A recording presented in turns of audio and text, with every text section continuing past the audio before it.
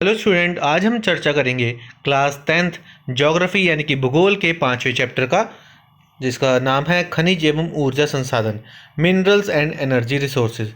Term 2 में आने वाला ये चैप्टर है, यानी कि भूगोल का अगर हम बात करें तो टर्म 2 में आने वाला ये चैप्टर होता है। इसके बारे में चर्चा करेंगे, और जो कोई भी हमारे चैनल के साथ नया जुड़ा है इस चैनल को सब्सक्राइब कर दे और बेल वाले बटन को जरूर प्रेस कर दे ताकि सारी नोटिफिकेशन उस तक मिल सके। चलिए जानते हैं इस चैप्टर के बारे में। तो इंट्रोडक्शन है। इस अध्याय में औद्योगिक विकास के दो बड़े संसाधनों, खनिज और ऊर्जा संसाधनों के विषय में जानकारी प्राप्त करेंगे। इसमें हम चर्चा करेंगे एमसीक्यू क्वेश्चंस, शॉर्ट क्वेश्चंस और लॉन्ग क्वेश्चंस, तीनों की विस्तार से इस चैप्टर को समझेंगे। सबसे पहले एमसीक्यू क्वेश्चंस। निम्नलिखित में से कौन सा खनिज अपक्षित पदार्थ के अवशिष्ट भार को त्यागता हुआ चट्टानों के अपघटन से बनता है? तो वो है बॉक्साइट। मतलब कि कौन सा ऐसा खनिज है जो अवशिष्ट भार को, मतलब ऊपरी भाग को त्याग कर चट्टानों के अपघटन, टकराने से, टूटने से बनता है, बॉक्साइट। झारखंड में स्थित कोडरमा निम्नलिखित में से किस खनिज का अग्रणी उत्पादक है? अग्रणी यानी कि प्राइम उत्पादक है, तो है अभ्रंक।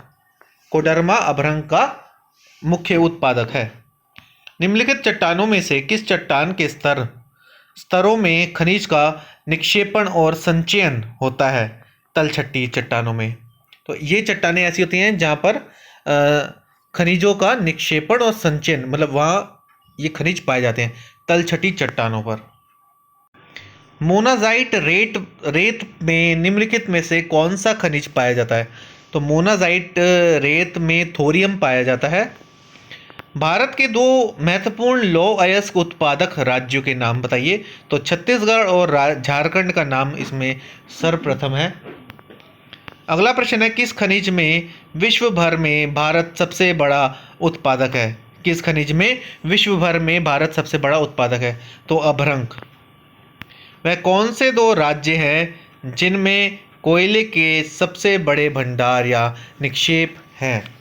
वह कौन से दो राज्य हैं जिनमें कोयले के सबसे बड़े भंडार या निक्षेप हैं? झारखंड और पश्चिम बंगाल। भारत के दो सबसे महत्वपूर्ण कोयला उत्पादक राज्यों के नाम बताइए। पश्चिमी बंगाल और झारखंड। प्रश्न 9, नरोरा परमाणु ऊर्जा केंद्र किस राज्य में स्थित है? नरोरा परमाणु ऊर्जा केंद्र उत्तर प्रदेश में स्थित है।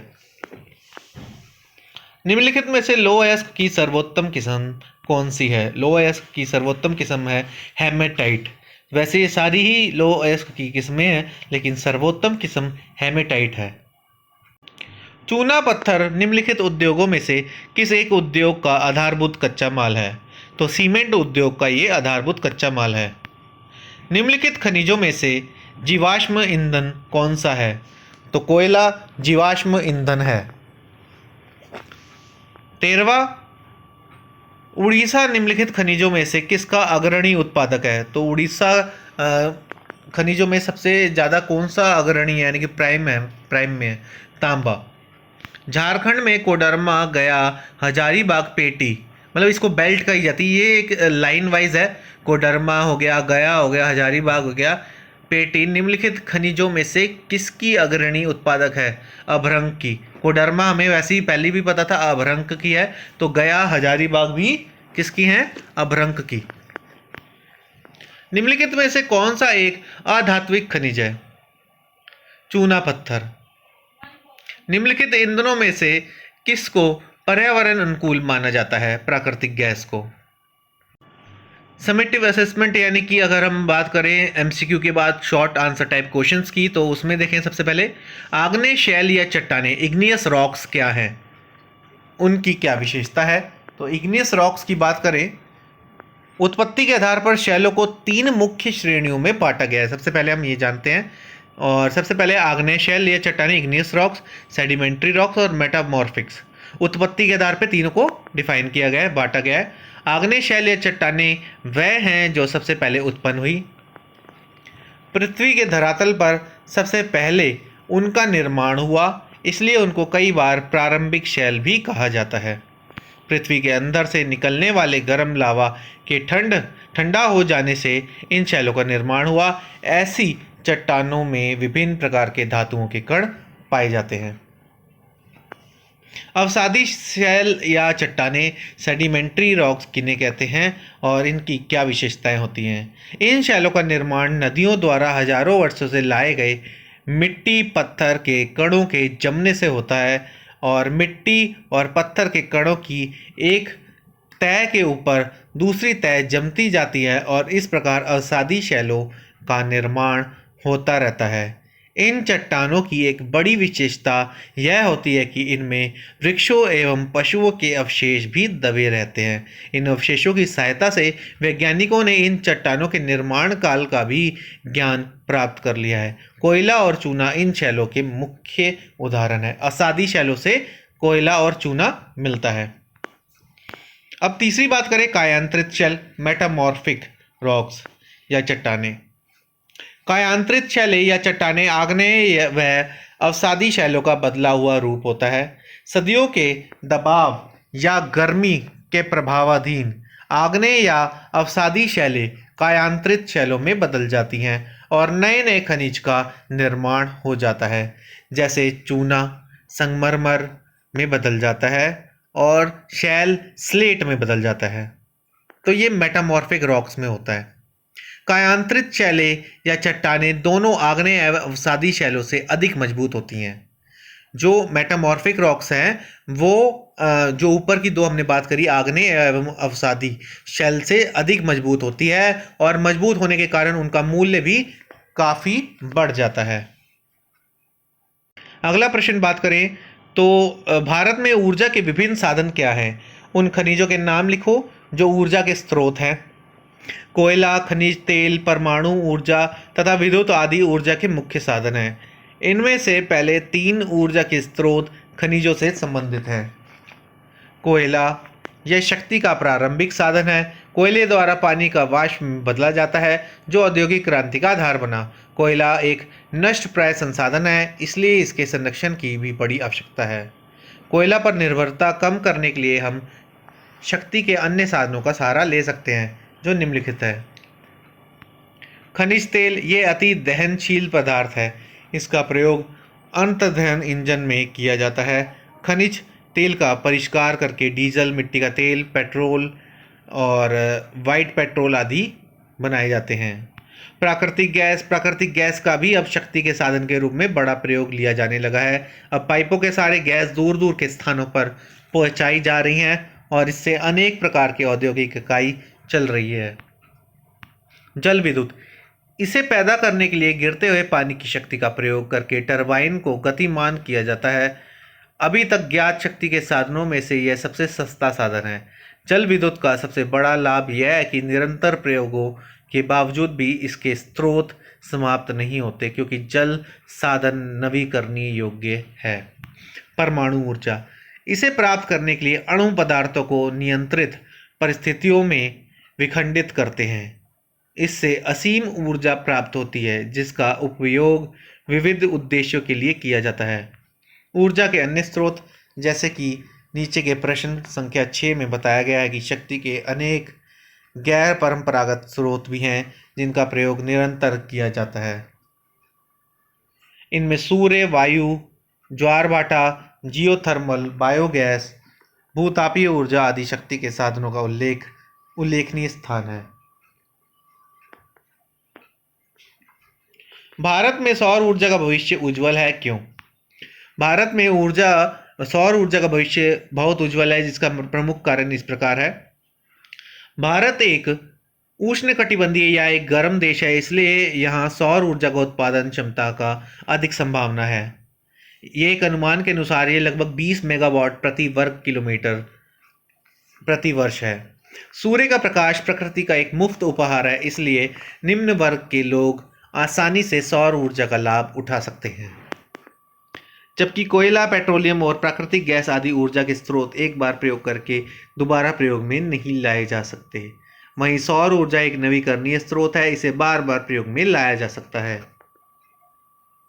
ऊर्जा के विभिन्न साधनों के सापेक्ष महत्व पर प्रकाश डालिए।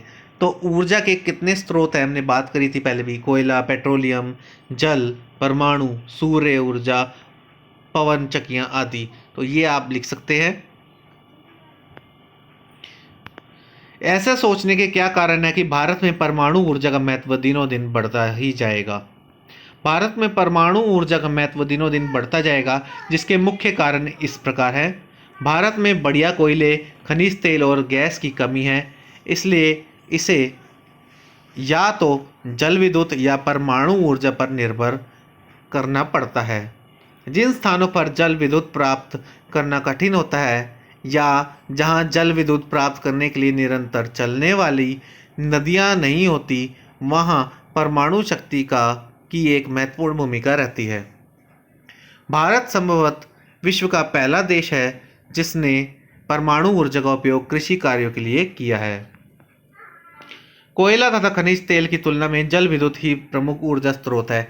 इस पर एक टिप्पणी कीजिए। कोयला और खनिज तेल दोनों में विश्व भर में सीमित साधन है, जबकि जल के अपार साधन है। जल में अपार साधन है।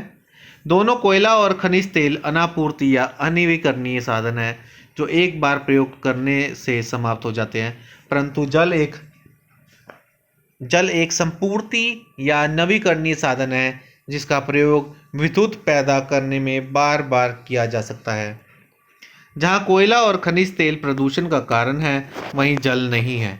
एक अन्य बात जो जल विद्युत को कोयला तथा खनिज तेल की तुलना में अधिक महत्वपूर्ण बनाती है, वह इसका इन दोनों की तुलना में शक्ति का अधिक सस्ता साधन होना। अब बात करें प्रश्न 9 की, धात्विक और अधात्विक खनिज में अंतर, यानी कि मेटेलिक मिनरल्स और नॉन मेटेलिक मिनरल्स। सबसे पहले बात करें धात्विक खनिज की। इनमें धातु प्राप्त होती है, इनमें चमक होती है, इनको पीट कर चद्दरों के रूप में ढाला जा सकता है और तारों के रूप में खींचा जा सकता है, जैसे सोना, चांदी, लोहा आदि। यह खनिज आग्नेय या कायांतरित शैलों में पाए जाते हैं। लोहा सबसे महत्वपूर्ण धातु है, जिसका उपयोग छोटे बड़े औजार तथा मशीनें बनाने में किया जाता है। दूसरे खनिज धातु जैसे तांबा, सीसा, जिंक आदि भी अति महत्वपूर्ण होते हैं। सोना एक कीमती धातु है।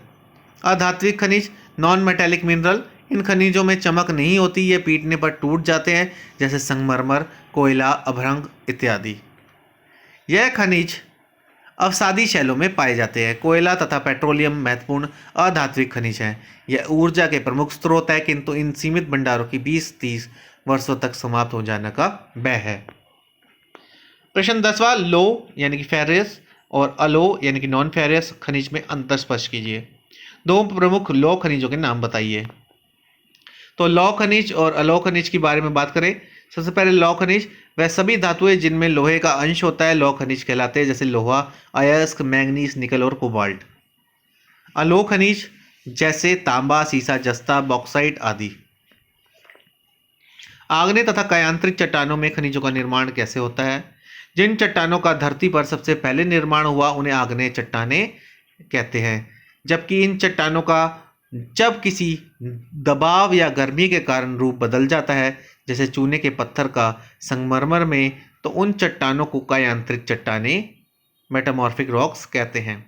आग्नेय या कायांतरित चट्टानों की दरारों, जोड़ों, छिद्रों आदि में खनिज मिलते हैं। छोटे जमाव को शिराए वेन्स कहा जाता है, जबकि बड़े जमाव परतों के रूप में पाए जाते हैं। इनका निर्माण भी प्राय उस समय होता है जब वह तरल या गैसीय अवस्था में दरारों के सहारे भूपृष्ठ को और धकेले जाते हैं। ऊपर पहुंचकर वह धरती की सतह पर ठंडे होकर जम जाते हैं। जस्ता, तांबा, जिंक और सीसा जैसे मुख्य धात्विक खनिज इस प्रकार छोटे या बड़े जमाओं एवं परतों में पाए जाते हैं। आगे बात करें प्रश्न 12वें की, तो भारत में पाए जाने वाले लौह समूह के खनिजों की किन्हीं 3 विशेषताओं का उल्लेख कीजिए।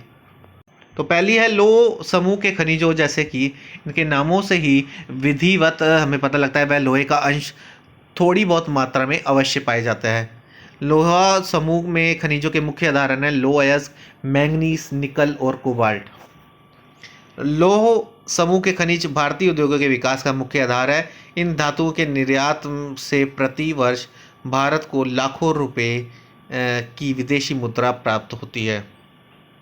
वाणिज्य और अवाणिज्य ऊर्जा में अंतर स्पष्ट करिए। उपयोग के आधार पर ऊर्जा के स्रोतों को दो भागों में बांटा जा सकता है, वाणिज्य ऊर्जा और अवाणिज्य ऊर्जा। यानी कि कमर्शियल एनर्जी के मुख्य स्रोत है कोयला, पेट्रोलियम, प्राकृतिक गैस, जल विद्युत और नाभिकीय विद्युत। और नॉन कमर्शियल एनर्जी के हैं जलाने वाली लकड़ी, कोयला, गोबर और कृषि अवशेष आदि। ऊर्जा के परंपरागत और गैर परंपरागत साधनों में अंतर स्पष्ट कीजिए। तो कन्वेंशनल सोर्स ऑफ एनर्जी और non conventional source of energy.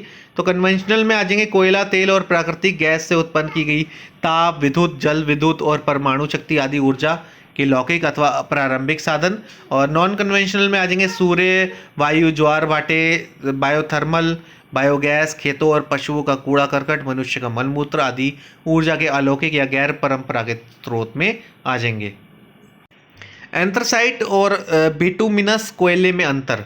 Anthracite कोयला, ये कोयला बढ़िया किस्म का होता है, इसमें कार्बन की मात्रा 90 से 95% तक होती है। और बिटुमस में जो कार्बन की मात्रा 60 से 80% होती है। पहला डिफरेंस ये है इन दोनों में। और दूसरा डिफरेंस है इसका निर्माण, एंथ्रासाइट का निर्माण पृथ्वी की हलचलों के परिणाम स्वरूप कोयले की तली पर अत्यधिक दबाव पड़ने के कारण होता है। और इसका निर्माण बिटुमस का भारत में सबसे अधिक उपयोग में आता है। यह कोयला झारखंड, उड़ीसा, पश्चिमी बंगाल, उत्तर छत्तीसगढ़ और मध्य प्रदेश में पाया जाता है। और एंथ्रासाइट भारत में केवल जम्मू और कश्मीर में पाया जाता है। जम्मू और कश्मीर में एंथ्रासाइट कोयला पाया जाता है। प्राकृतिक गैस और बायोगैस में अंतर। तो नेचुरल गैस, प्राकृतिक गैस प्रकृति का एक उपहार है जिसे बनाने में मनुष्य की कोई अपनी भूमिका नहीं होती। यह खनिज तेल के साथ और खनिज तेल के बिना भी पाई जाती है। इस गैस का प्रयोग घरों में काम आने वाली गैस तथा वाहनों में प्रयुक्त होने वाली गैस के रूप में होता है। बायोगैस क्या है? बायोगैस झाड़, कृषि के अवशिष्ट, जीव जंतु और मानव के मलमूत्र के उपयोग से पैदा की जाती है।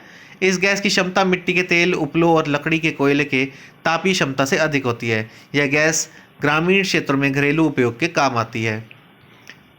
तापीय विद्युत और जल विद्युत में अंतर। थर्मल पावर और हाइडल पावर।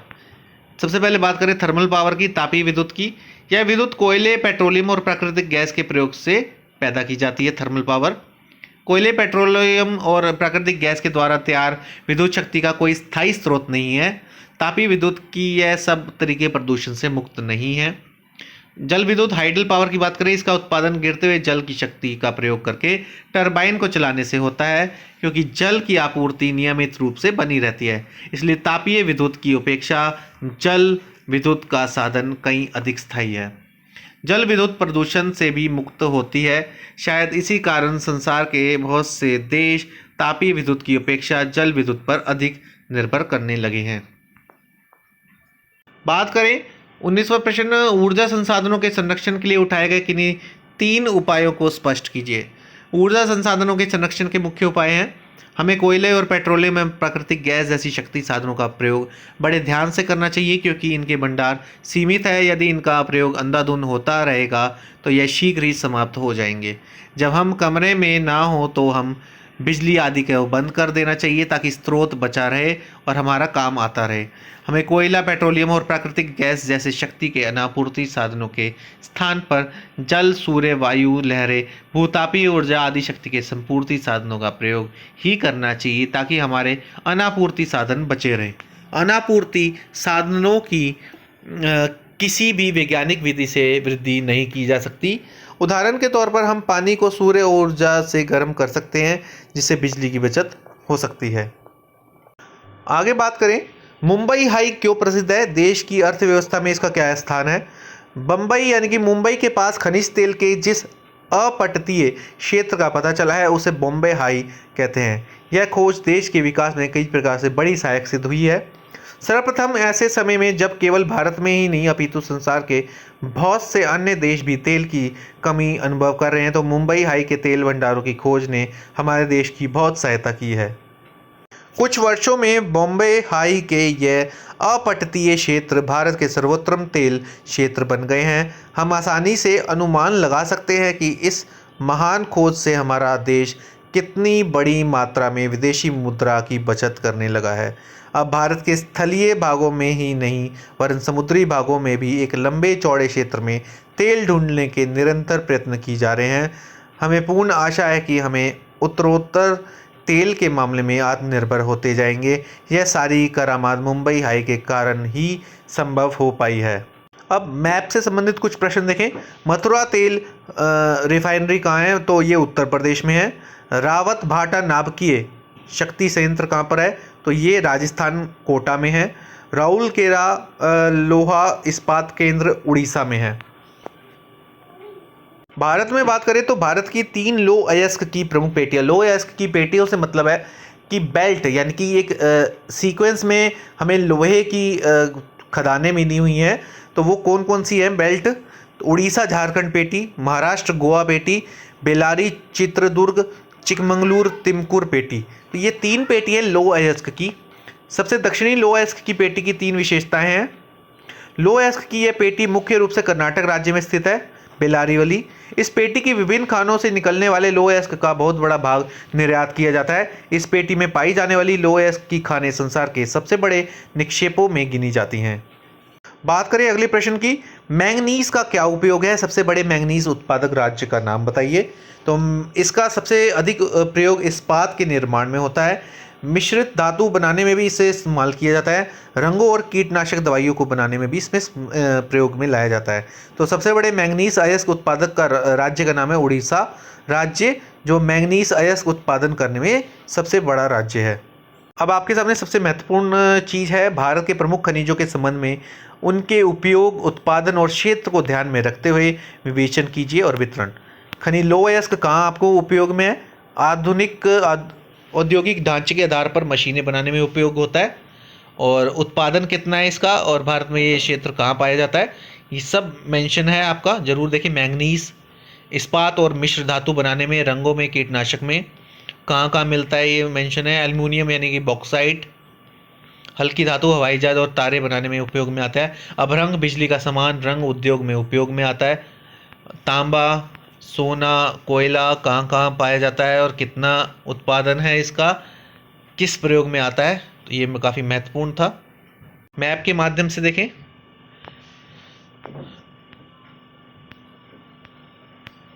अब देखिए लोहा का साइन ये है, मैंगनीज का, बॉक्साइट का, रबड़, तांबा, सोना, कोयला, खनिज तेल और नमक, तो ये सबके साइन है और ये बताया हुआ है किस तरीके से क्या चीज़ हमें कहाँ मिल रही है। जरूर ध्यान रखें ये। अगला है प्राकृतिक गैस हमारे लिए क्यों आवश्यक है? कोई से 5 कारण दीजिए। शक्ति का स्रोत है, गैस का पावर प्लांट लगाने में समय और व्यय की बचत होती है, औद्योगिक कच्चे माल के रूप में प्रयोग होता है। तो ये थे कुछ इंपॉर्टेंट क्वेश्चंस जो मैंने आपको बताए। आप अच्छे से इन्हें तैयारी करें, अच्छे से समझ लें। इसके अलावा इस चैप्टर में से कुछ इम्पॉर्टेंट नहीं है, जो इम्पॉर्टेंट था मैंने आपको बता दिया। इसको अच्छे से ध्यान में रखें, लिख लें और इस चैनल के साथ जुड़े रहे। इसे लाइक, शेयर और सब्सक्राइब करना बिल्कुल ना भूलें। धन्यवाद।